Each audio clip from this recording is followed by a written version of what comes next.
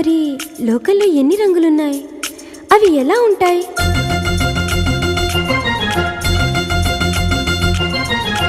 బుగ్గ మీద వెచ్చని సిగ్గు వచ్చినప్పుడు దానిని అడుగు, ఎర్రదనం అంటే చెబుతుంది.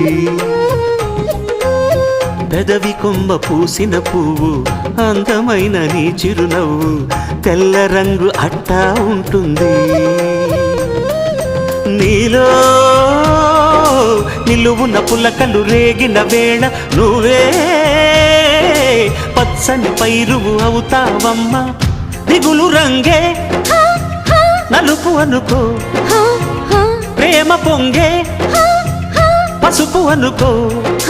భావాలను గమనిస్తుంటే ప్రతి రంగును చూస్తున్నట్టే, చూపులు ఎవరివైనా చూపించే లోకం